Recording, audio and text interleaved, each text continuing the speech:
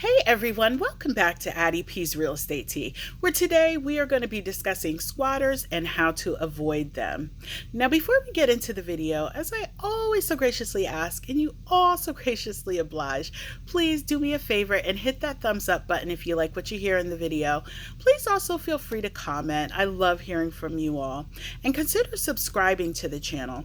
I do my best to post here on a weekly basis. Sometimes I fall a little short, but don't tell anyone.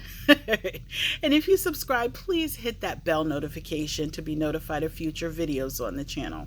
And you already know, if you follow your girl over on Instagram, don't forget to drop me a heart and show me some love.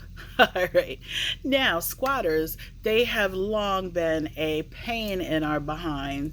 And in recent times, I'm sure you all have seen videos of various folks dealing with squatter issues, actually homeowners and property owners going to jail because they have tried to retain their property or get their property back, and things have gone left. Well, in this video, we are going to discuss things, like I said, that you can do to try to really minimize your risk of dealing with a squatter. Now, some states, like PA, you have to have at least 21 years of uninterrupted occupancy in order to lose your property to a squatter. Now, states like California, that's minimized to 5 years of uninterrupted occupancy by that squatter and the squatter paying property taxes. So you'll want to make sure that you know where you lie at with squatters' rights, your rights as a property owner, which is really what it should be. Squatters should not have any rights, in my opinion. I don't think I've ever seen, in all my time in real estate, a situation where the property owner was lying and the squatter was really supposed to be there type situation. I haven't seen that. If you all have seen that and know of a story like that, please comment. Let me know, because I'd be interested to really know about that. But anyway, some things that we can do in the physical. One of them is making sure that you post a simple sign, no trespassing. I know you're like, Addie, come on, you could do better than that. But seriously, a sign, no trespassing. Also, you can install some lighting, some better lighting, like motion lighting. So at night, it can kind of, scare that person if they are kind of lurking around to see if there's any activity.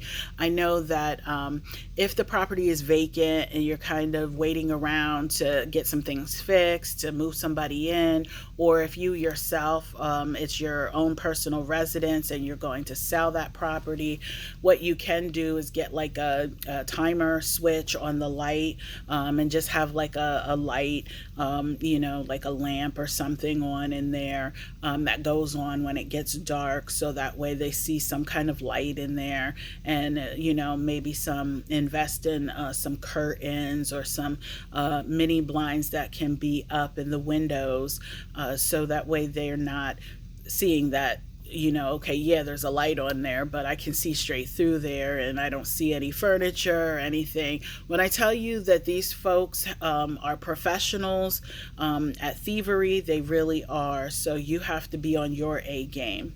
Another thing that you want to consider is installing some kind of security system. In fact, maybe something that can be accessed remotely, like a Ring, or that you can operate on Wi-Fi, Nest, those types of things. So that way you can, be across the country from the property and tap in and see what's going on there, and say, hey, you know what, this looks suspicious. Let me call my property manager or whoever my representative is that is helping me with this property. Next, again, if you can't be there physically yourself, say you're out of town, out of state, you want to hire a property manager. In my opinion, they are worth their weight in gold.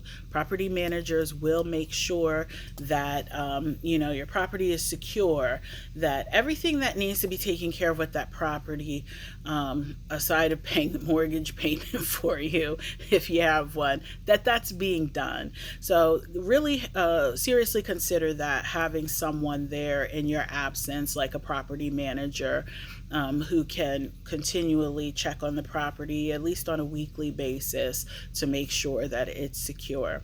You don't want to let mail pile up.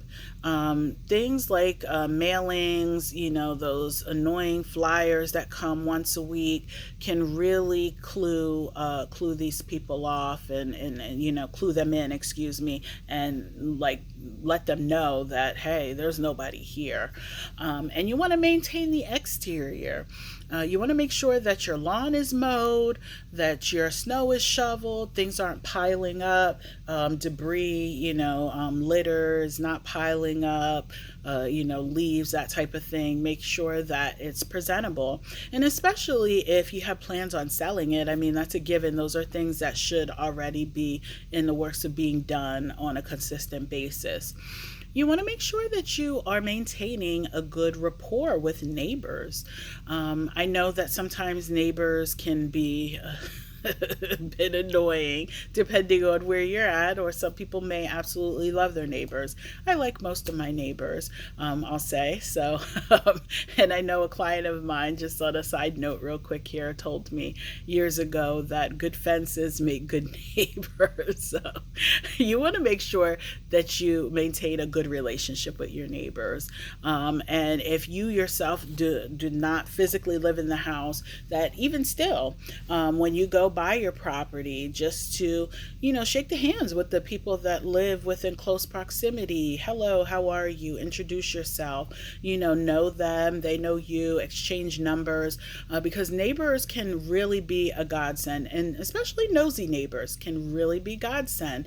And when I say that to you, I mean that wholeheartedly. That that person that is always up in the business, always got the tea, while that may be aggravating to you, on a daily basis, you don't want to be bothered with that. On the flip side of it, you really want somebody who is active in the community and does monitor goings-ons in the property, because you never want to be that unlucky one that didn't really talk to anybody and just kind of hey, mind your own business type of person, and some squatter or vandal is running amok in your home and your property and wreaking havoc in your life on a legal and financial basis, where a good neighbor can ring you up and say, hey, you know what?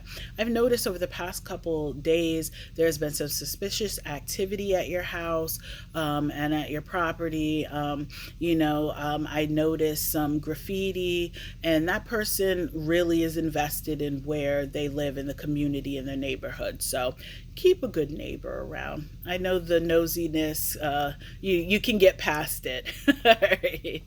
Now, and also, from another perspective, aside from physical, is you want to make sure that property taxes are paid.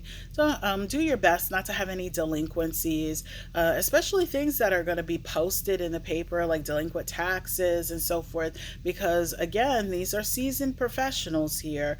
They will look through papers, like newspapers, things of that nature, or county websites if you're behind on taxes, and say, oh, okay, this is our next target. And you may think, oh, Addie, that's ridiculous, but people have made a lifestyle out of that, and brag about it. So it's real, it's unfortunate. Don't do your best to not let it happen to you. So you want to make sure that if the status is vacant on that property, that you're paid up with everything, and you do the things in the physical realm that I mentioned. And last but definitely not least, know your rights. Know what squatters can and cannot do, the length of time. Like I mentioned in the beginning of the video, I know that Pennsylvania is 21 years of uninterrupted occupancy. California, which is on the shorter end, is 5 years with uninterrupted occupancy and payment of property taxes in order for that squatter to claim rights to that house. So don't let them catch you with your pants down. Let your pants be pulled up and be on your A game with these thieves out here. And I wish you all luck. Hopefully, anybody watching this is not happening to them, and you can, if this is a path that you are on as far as having a vacancy in the near future, whether you're in between tenants or you yourself is moving, that you're on your A game and utilize some of these tips to help minimize your risk. All right, enough of my babbling. Join me next time for my next video. Don't know what it's going to be yet. If you all want to hear something in particular, let me know. Until the next video, you all have a blessed one. Take care.